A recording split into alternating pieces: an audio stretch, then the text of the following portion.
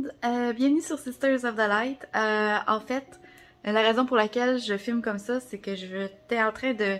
J'avais commencé à éditer la vidéo que j'ai filmée en fin de semaine passée et je me suis rendu compte que l'intro que j'avais faite quand même à part était figée, fait qu'on n'entendait rien, on me voyait même pas bouger. Donc, j'ai décidé de le refaire, bien sûr. Donc, aujourd'hui, je vais vous montrer comment faire les bougies avec mes nouveaux moules que mon conjoint m'avait donné pour Noël. Donc, dans le fond, on va faire une bougie, en fait, que je vais dédier à Rhiannon, en fait, tout simplement. C'est certain que vous allez le remarquer durant la vidéo. Ça s'est pas tout à fait passé comme prévu à quelques reprises et j'ai galéré pas mal. Mais je suis quand même assez contente du résultat. Puis c'est certain que la prochaine fois, on va espérer que ça soit un petit peu mieux. Mais disons que j'ai manqué un petit peu d'organisation. Je pensais que j'étais toute bien setée, puis finalement non. Donc allons-y à l'instant. Donc là présentement, je suis avec un réchaud à gaz portable avec un brûleur. C'est ce qui est écrit ici. Vous n'êtes pas obligé d'avoir ça là, pour faire la bougie. C'est juste que moi, ça me permet de pas être dans la cuisine, là, puis qui est un petit peu encore... il y a encore quelque chose de... un peu de vaisselle à faire, puis ça me tentait pas de le faire tout de suite. Donc, c'est pour ça que je me mets sur la table sur la table de la cuisine. Là, j'espère que je parle assez fort. Mais bon.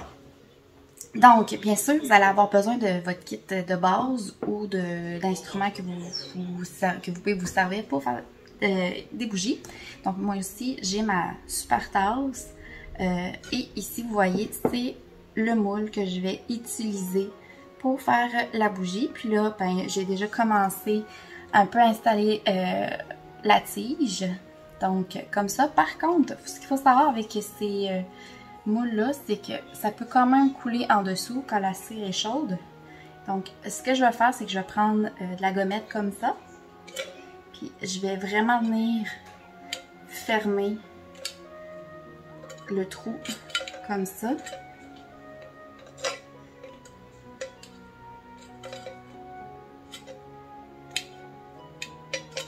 Donc, comme ça ici, ce qui va permettre que il n'y ait pas de fuite, comme c'est arrivé la première fois que je l'ai essayé, là. Donc, comme ça. Ensuite, pour cette grosseur-là, oui! Désolée pour cette petite coupure-là, ça paraîtra peut-être pas dans le montage, mais bon. J'ai dû aller chercher le chien à mon chum parce que dans la salle d'ordinateur de bureau à mon conjoint, il avait trop chaud. Donc, ça se peut que vous l'attendiez respirer. Pauvre petite, elle a vraiment chaud. Donc, ce que j'allais dire, c'est qu'il va vous falloir de quoi pour mettre la cire. Donc, ici, c'est mon contenant. Vous voyez que j'ai mis la cire dedans. Par contre, il me manque quand même 15 grammes parce que mon contenant, il n'est pas assez gros. Fait que quand ça va avoir fondu un peu, je vais aller chercher un autre 15 grammes pour l'ajouter dedans. Ensuite, j'ai ma petite cuillère ici pour aider à faire fondre et j'ai bien sûr le thermomètre pour vérifier. Bien sûr, il faut que la température soit entre 176 et 194 Fahrenheit. Donc, là, présentement, je suis en train de faire chauffer l'eau. Puis, quand ça va être assez chaud, on va pouvoir l'ajouter sur mon brûleur ici. Donc, ensuite, ce que je vais rajouter dans ma bougie, c'est du romarin. J'ai pas vraiment autre chose, je crois, à la maison qui pourrait aider à correspondre à Rhiannon, mais je crois que c'est quand même un bon début. Du romarin, c'est associé, un herbe associé à Rhiannon. Puis sinon, pour la couleur, ben tu sais, là ici, j'ai pas de quoi pour changer les couleurs de mes bougies encore, mais blanc, c'est très bien. Donc, ça commence à être chaud, fait que je vais commencer à le placer. J'espère juste que j'en ai pas trop mis. Je veux pas que ça déborde. Ouais, ça va déborder. Puis là, j'ai pas pensé à mon affaire. On va laisser ça fondre un petit peu.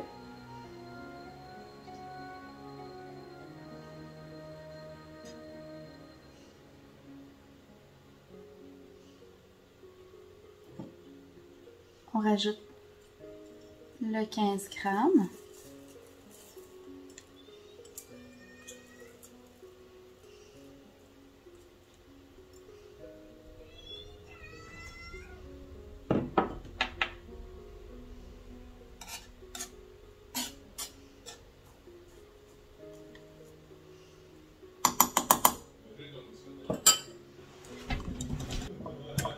Maintenant, c'est là que ça devient dangereux.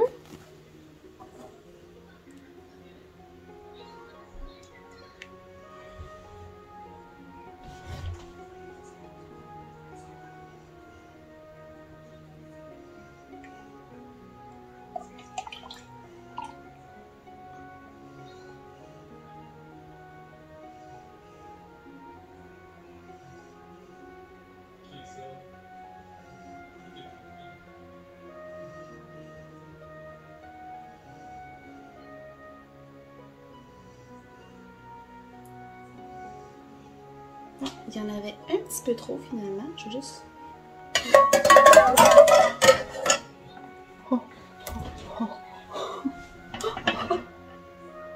Petit accident. Quand je pense que ça va déborder, je l'ai mis trop haut.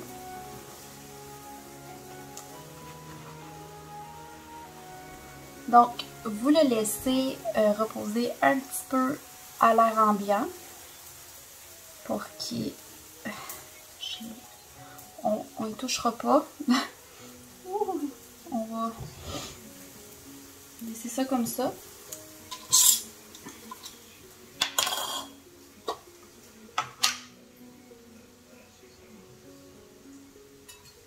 Oh shit. On va mettre le romarin.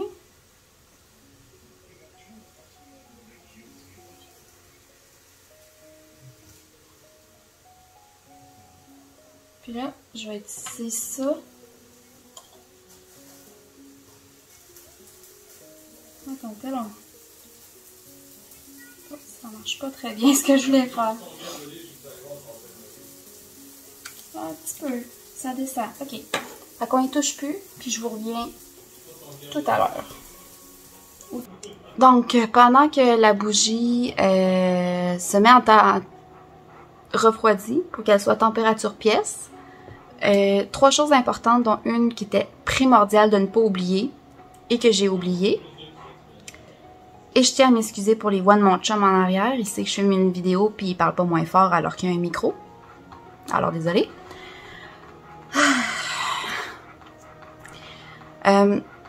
Très important de huiler les moules, que ce soit de l'huile d'olive. Moi, je prends de l'huile de noix de coco. Mais là, j'ai complètement oublié cette étape-là qui était vraiment, vraiment importante. Donc, c'est ça.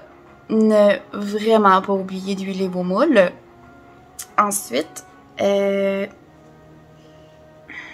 important de ne pas remplir le moule jusqu'au bord. Chose que j'ai... Ça a été juste, là. Il était presque au bord. Il aurait fallu que j'en mette un petit peu moins.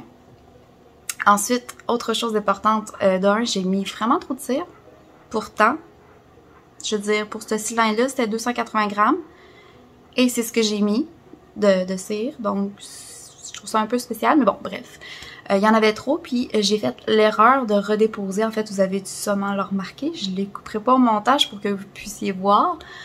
J'ai remis le contenant avec la cire chaude dans le chaudron, ce qui a fait que le contenant s'est viré et la cire chaude qui restait de trop a coulé dans mon chaudron. Tu sais, un chaudron que j'utilise pour faire à manger, tu sais. Donc, ouais. Donc, chose à pas faire. Donc, le mettre de côté, avoir un linge dont je m'étais apporté justement pour ça. J'en avais même 2. Puis, j'ai fait cette erreur-là. Maintenant, comme je disais, on attend que la cire chaude refroidisse un peu. Ensuite, on va mettre ça 30 minutes au congélateur, le temps vraiment que ça refroidit puis que ça fige. Et là, on va voir ce que ça va donner en n'ayant pas huilé le moule. On va regarder ça ensemble. Pour vous, ça va être pratiquement à l'instant. Pour moi, ça va être d'ici un bon 45 minutes. Donc, à tout de suite. Donc, après l'avoir mis un certain temps au congélateur, ça ressemble à ça. Donc, on va enlever la gommette, comme ça ici. Oui. Ensuite, on va juste couper ça. Puis là, ça va être là qu'on va voir si...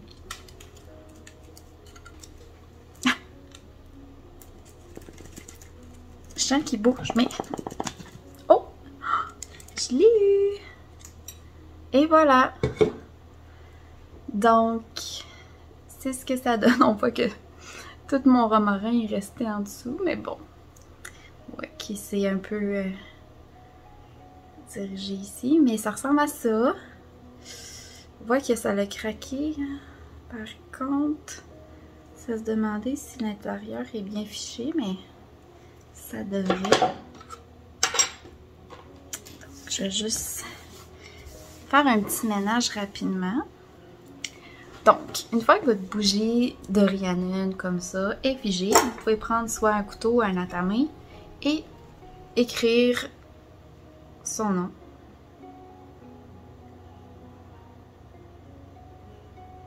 Là, je vois.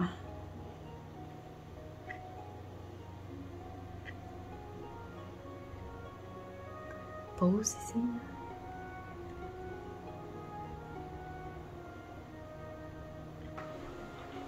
Donc, ça ressemble à ça ici.